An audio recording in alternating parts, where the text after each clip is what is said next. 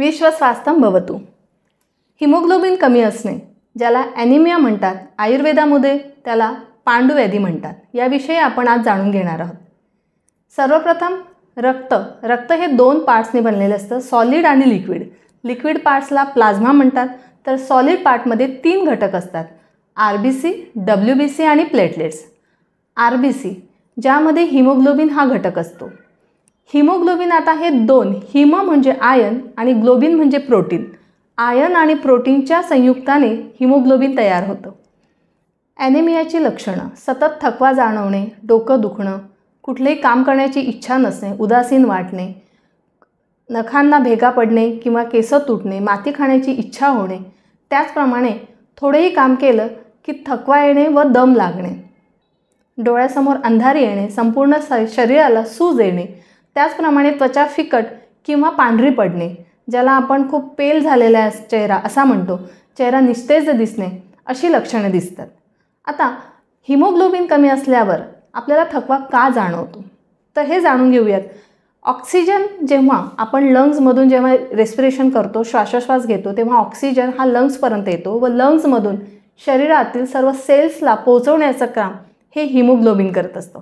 आता जेव्हा शरीरातील रक्तामधील हिमोग्लोबिन कमी होतं तेव्हा हा ऑक्सिजन संपूर्ण सेल्सपर्यंत त्या प्रमाणात पोहोचवल्या जात नाही व ऑक्सिजनच्या कमतरतेमुळे सेल्समध्ये ज्या कमतरता येते त्यामुळे आपोआपच थकवा जाणवायला लागतो। हिमोग्लोबिन कमी होण्याची कारणं: सर्वप्रथम म्हणजे कुपोषण। जर त्या प्रॉपर मात्रेमध्ये आपण पोषक असा आहार घेतला नाही तर, तसेच वेगवेगळे आजार ज्यामध्ये किडनीचे आजार, कॅन्सर्स किंवा कृमी, आमवात यामध्ये सुद्धा हिमोग्लोबिन कमी होतं। तिसरे कारण रक्तस्राव अधिक होणे, पाळीमध्ये रक्तस्राव जाणे, रक्तच मूळव्याध असणे किंवा नाकावाटे अथवा उलटी वाटे रक्तस्राव होणे, अल्सर्समध्ये सुद्धा हिमोग्लोबिन कमी झालेले असते। चौथे कारण ताण, तणाव, चिंता यामध्ये घेतलेल्या आहाराचे रसरक्त यात व्यवस्थित परिवर्तन न होत झाल्यामुळे हिमोग्लोबिन कमी होतं।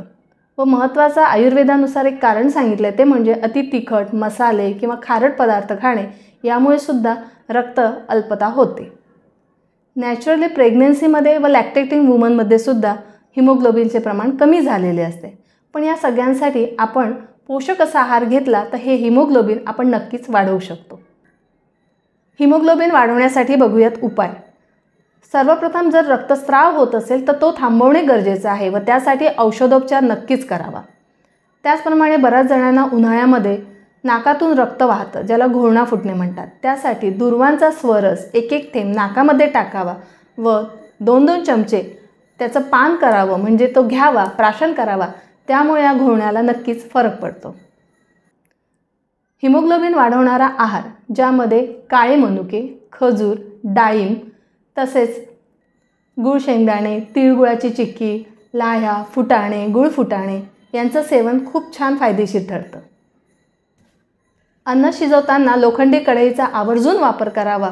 त्याचप्रमाणे सगळ्यात महत्त्वाचं म्हणजे व्हिटॅमिन सी युक्त आहार घ्यावा, कारण व्हिटॅमिन सी हे आयर्न ॲब्सॉर्प्शन वाढवतं। म्हणजे आपण जे काय फॉलिक ॲसिड, आयर्न घेतो त्यामध्ये व्हिटॅमिन सी असेल तर ॲब्सॉर्प्शन वाढतं व त्यामुळे आवळा, टोमॅटोचा रस किंवा लिंबू याचा आवर्जून वापर करावा।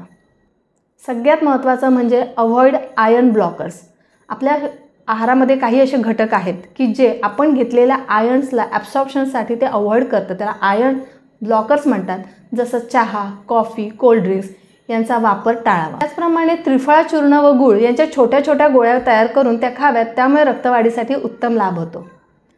तसंच रक्तशुद्धीकर आहार घ्यावा, ज्यामध्ये पत्ताकोबी, हळदीचे दूध, मंजिष्टा, कडुनिंब हे सर्व रक्तशुद्धीकरण करणारे घटक आहेत।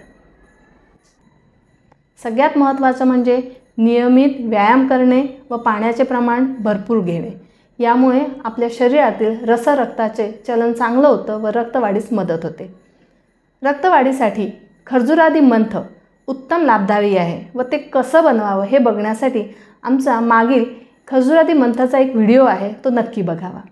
याच आणि अशा नवनवीन टिप्स जाणून घेण्यासाठी आम्हाला नक्की फॉलो करा। धन्यवाद।